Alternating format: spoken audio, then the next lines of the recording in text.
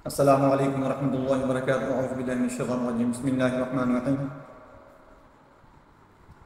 अगर आप दुनिया और आखिरत में इनाम से सरफराज होना चाहते हैं तो इस एक लफ्ज़ का विर्द करते रहें। इंशाअल्लाह अल्लाह की ज़ात आपको दुनिया में भी नवाज देगी, आखिरत में भी नवाज देगी। अगर आप चाहते हैं कि आपके यहाँ बच्चा पैदा हो, आप इनफर्टिलिटी का आपका मसला है, यानी हमल नहीं हो रहा है, औलाद नहीं हो रही, तो इसका जिक्र जो है आपने ईशा के बाद इस लफ्ज़ को 200 दफ़ा उसी जगह पर बैठकर आपने पढ़ना है और अपने पास पानी रख लेना है। उस पानी को दोनों मियाँ बीवी ने पीना है। इंशाअल्लाह अल्लाह की ज़ात बहुत जल्द आपकी दुआ कबूल फरमा लेगी और आपको साहिब औलाद बना देगी। ये इस्म है या बारियू। या बारियू का माना है बेमानन, पैदा करने वाला।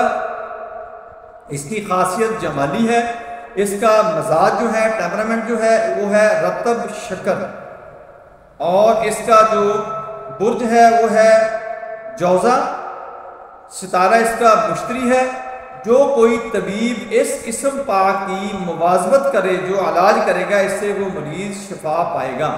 और जो कोई इस इस्म पाक की ता जिंदगी, जो फानी होने की वजह से कोई हकीकत नहीं रखती, बदामत करे, अपनी ज़िंदगी में भी नाम इलाही से सरफराज होता है और बाद मरने की कब्र की तारीकी में भी बजाय इसके कि इसका हिसाब किताब लिया जाए, इसको फरिश्ते जो है अदाब में मुब्तला करें। इंशाअल्लाह इस इस्म की बरकत से जो इसका जाकिर होगा, जो इसका वजीफा करने वाला होगा, जो इसका जिक्र करने वाला होगा, अल्लाह की ज़ात उसको बागीचा जन्नत बना देगी उसके कब्र को। इतना बड़ा एजाज, इतना बड़ा इकराम है इसका।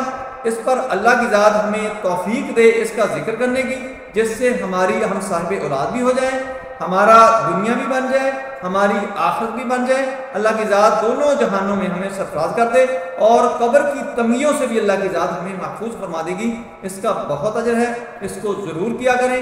आपको इसका बहुत ज़्यादा सवाब मिलेगा, अजर मिलेगा, बेनिफिट मिलेगा। अस्सलामु अलैकुम वरहमतुल्लाहि वबरकातुहू।